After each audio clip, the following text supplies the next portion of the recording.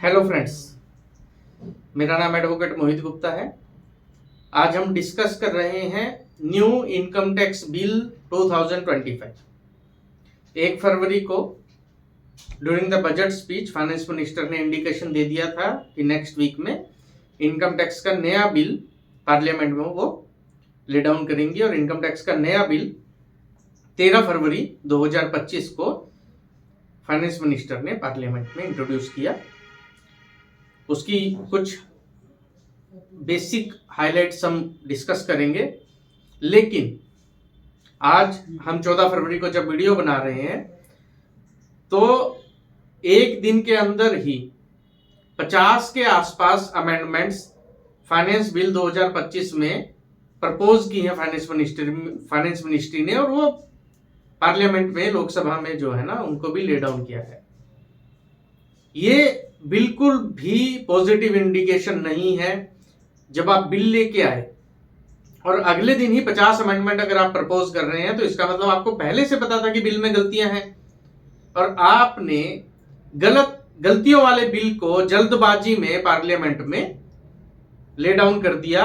You have not weighted कि इसको ठीक कर दिया जाए जब आपको पता था, गलतियां हाईलाइट्स थी। ऐसा तो है नहीं कि एक दिन के अंदर गलतियां पता लग गई, वो सब ड्राफ्ट बन गया और फिर उसके बाद अप्रूव हो गया मिनिस्ट्री से और फिर पार्लियामेंट में उसको ले डाउन किया गया है। तो ये अप्रोच जो गवर्नमेंट ने अपनाई है ये बिल्कुल भी पॉजिटिव इंडिकेशन नहीं है। ऐसा लग रहा है कि जीएसटी लॉ की तरह कहीं ऐसा ना हो कि जब ये कानून बने तो hundreds of thousands of amendment propose हों बहुत शॉर्ट टर्म में, और फिर जिस इनकम टैक्स को आप रिप्लेस कर रहे हैं ये उससे भी ज्यादा कॉम्प्लिकेटेड एक्ट बन जाए। So before we further criticise the government, this is what I want to tell you. नया बिल आया, नए बिल में क्या हाईलाइट है? पहला तो फाइनेंस मिनिस्टर ने बताया कि ये 1 अप्रैल 2026 से लगेगा, मतलब कि फाइनेंशियल ईयर 26-27, असेसमेंट ईयर 27-28। अब असेसमेंट ईयर वर्ड को ही नए फाइनेंस बिल से हटा दिया गया है, प्रीवियस ईयर को भी हटा दिया गया, अब वो टैक्स ईयर में कन्वर्ट हो गया है। तो 1 अप्रैल 26 से लगेगा। ये बोला गया है कि 23% पेजेस कम हो गए हैं।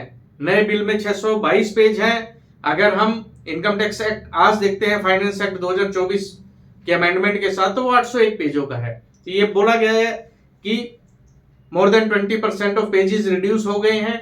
नंबर ऑफ सेक्शंस लग रहा है बिल में बढ़ गए हैं, बट नंबर ऑफ प्रोविजंस जो हैं वो रिड्यूस हुए हैं।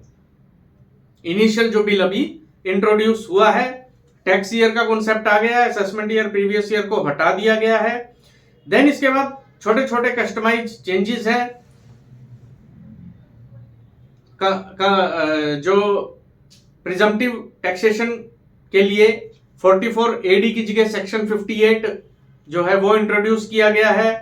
अकाउंटेंट की डेफिनेशन पे बड़ा मार्केट में एक मिथ चल रहा था कि क्या अकाउंटेंट की डेफिनेशन के अंदर दूसरे प्रोफेशनल्स को भी ऐड करेंगे, बट ऐसा कुछ नहीं हुआ। अकाउंटेंट की डेफिनेशन में सिर्फ और सिर्फ चार्टर्ड अकाउंटेंट को ही ऐड किया है। इसका मतलब जो इनकम टैक्स एक्ट जो नया बनेगा, इनकम टैक्स बिल 2025 जो आया है, उसके अंदर सिर्फ जो भी ऑडिट्स हो सकते हैं, जो सर्टिफिकेशंस होंगे, वो सिर्फ chartered accountant, practising chartered accountant ही करेंगे। टैक्स रेट्स के अंदर कोई ज्यादा चेंजेस नहीं है। जो इंडिविजुअल की नई स्लैब फाइनेंस बिल 2025 में प्रपोज की गई है, वही स्लैब्स कैरी फॉरवर्ड की गई है न्यू इनकम टैक्स बिल के अंदर। कैपिटल गेन से रिलेटेड भी जो टैक्स रेट्स है वो चेंज नहीं है। शॉर्ट टर्म के 20%, लॉन्ग टर्म 12.5% सेम वैसे का वैसे रखा गया है। अब फ्यूचर में एसटीटी को एक्सपेंडिचर, अलाउएबल एक्सपेंडिचर नहीं रखा गया है। अभी आज के दिन STT is an allowable expenditure, but future में उसको हटा दिया गया है। इसके बाद नई एसेट को एक्वायर करने के लिए कुछ टाइमलाइंस डिफाइन की गई है। एग्रीकल्चर इनकम के अंदर बड़ा फेरबदल किया गया है। जो एग्रीकल्चरिस्ट की जो इनकम होती थी एग्रीकल्चर से, जिसमें हम 2-3 सेगमेंट होते थे, एक तो आपने एग्रीकल्चर की, अब उसमें रूरल और अर्बन का डिवाइड कर दिया गया। अर्बन एग्रीकल्चर इनकम वो टैक्सेबल किया गया है।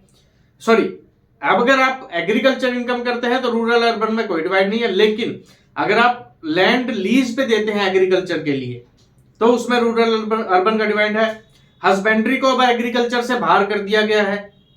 जो बड़े कॉर्पोरेट हस्बेंड्री बिजनेस में है उनको अब टैक्सेबल लाने की तैयारी हो रही है। तो इस तरीके से एग्रीकल्चर इनकम का दायरा जो है वो टैक्सेबिलिटी की तरफ बढ़ाया गया है। देन उसके बाद आईटीआर की ड्यू डेट्स इंडिविजुअल्स मतलब नॉन ऑडिट वाली आईटीआर की ड्यू डेट सेम रखी गई है 31 जुलाई, लेकिन जो आईटीआर ऑडिट वाली आईटीआर की डेट्स है उनको एक महीना बढ़ा के प्रपोज किया गया है 30 नवंबर, और ऑडिट भी 30 सितंबर की जगह 31 अक्टूबर को प्रपोज किया गया है। आईटीआर जो है वो 4 सालों तक फाइल की जा सकेगी और अपडेटेड आईटीआर उनको बोला गया है। यही 4 साल बजट 2025 में भी प्रपोज किए गए हैं। देन उसके बाद हेड्स ऑफ इनकम जो आज के दिन 5 हैं, salary, house property, PGBP, capital gain, others, वही पांचों हेड्स को एज इट इज रखा गया है। उसमें हेड्स में कोई फेरबदल नहीं है।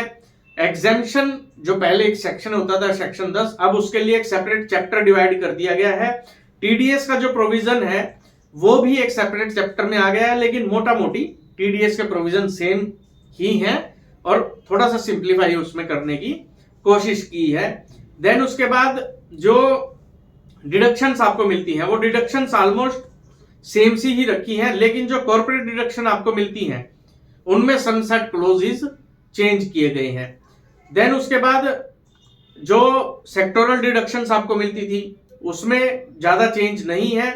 देन इसके बाद अब आप आ जाइए लिटिगेशन वाले पार्ट पे, जिसमें assessment, appeal, revision, DRP, rectification, उसमें मेजरली 95% ऑलमोस्ट सिमिलर से प्रोविजन कैरी फॉरवर्ड किए गए हैं।